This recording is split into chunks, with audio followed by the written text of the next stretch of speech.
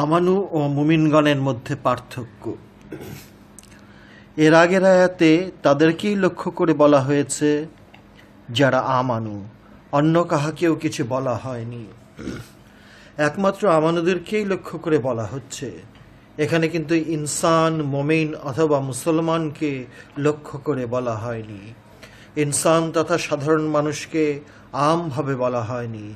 তারপর মুসলমানকেও বলা হয়নি, কারণ মুসলমান হলো দলগত ব্যাপার। আর মমিনকে বলার প্রশ্নই উঠতে পারে না, কারণ মমিন তারাই যারা আদেশ নিষেধের বাইরে চলে গেছেন।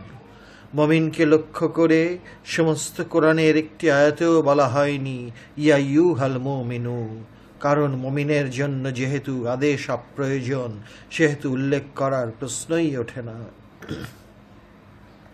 কেবল এখানেই নয়, বরং কোরআনের অধিকাংশ আয়াতে আমানুদেরকেই লক্ষ্য করে যত আদেশ আর উপদেশ দেওয়া হয়েছে।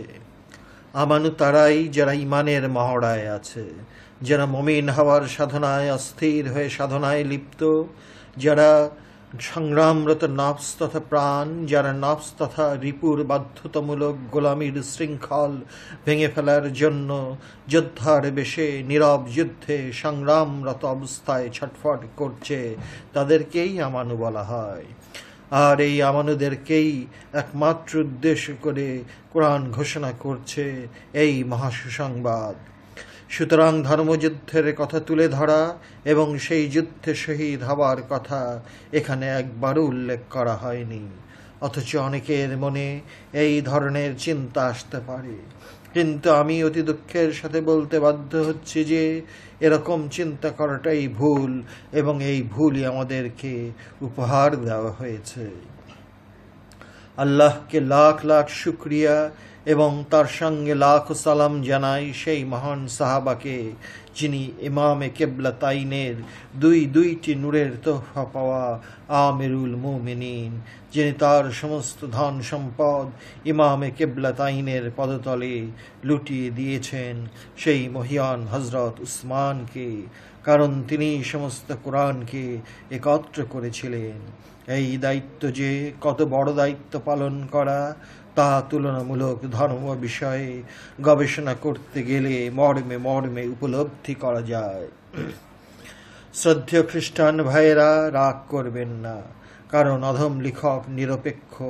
সাইনবোর্ড ফেলে দিয়েই কলম ধরেছি এবং আপনাদেরকে বলছি যে হিব্রু ভাষায় বাইবেল না পেয়ে গ্রিক ভাষায় বাইবেলের অনুবাদ কেন পাব?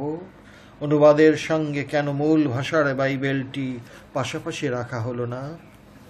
অনুবাদে অবশ্যই সত্য থাকে, কিন্তু অনুবাদ যত সুন্দর আর মার্জিতই হোক না কেন, তাতে আসল সত্যটির ওপর বিকৃতির অনেক ঢাকনা যে পড়ে, তা দুনিয়ার সাধারণ সাহিত্য পড়লেও অতি সহজেই বোঝা যায়।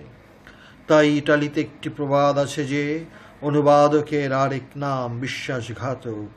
এই ইটালির প্রবাদটি যে কত বড় সত্য কথা, তা কেবল আপনাদের বেলায় বলছি না, আমাদের বেলায়ও একবার লক্ষ্য করে দেখুন তো। আমাদের কোরআনের ব্যাখ্যা তো একদম বাদই দিলাম, এমনকি কোরআনের অনুবাদের প্রশ্নেও 15-20টি অনুবাদকের অনুবাদ পড়ে দেখুন তো মেইল পান কিনা। অতি সাধারণ একটা কথা তুলে ধরছি। কোরআনে আল্লাহ যেখানে আমি না বলে আমরা বলেছেন, অনেকের অনুবাদে আপনি তা পাবেন না। আজ যদি মূল কোরআনটি খোদা না খাস্তা না থাকতো, তবে আমাদের অবস্থাটা কোন পর্যায়ে গিয়ে দাঁড়াতো? তাই কোরআনের উপর আপনি অনেক রকম ব্যাখ্যা ও গবেষণা পাবেন, এবং ভুল হোক আর শুদ্ধ হোক, এরকম গবেষণার উৎসাহ স্বয়ং মহানবী দিয়েছেন। কিন্তু মূল কোরআন তো সঙ্গেই আছেন, তাই ভয় পাওয়া অথবা চিন্তার কোনো কারণ থাকতে পারে না। এই কথাগুলো বলা এখানে নিতান্তই অপ্রয়োজনীয়, তবু বলতে হলো, না হলে কত প্রকার যে রেফারেন্স তুলে ধরতাম, যা পড়লে আপনি অবাক হয়ে যেতেন। কিন্তু অনেক সময় আসল কথাটা বলতে গেলে কিছু অপ্রয়োজনীয় কথা এসে পড়ে। গোলাপ ফুল হাতে নিতে গেলে মাঝে মধ্যে 2-1টা পাতা অকারণেই এসে পড়ে, যদিও পাতা ফুল নয়।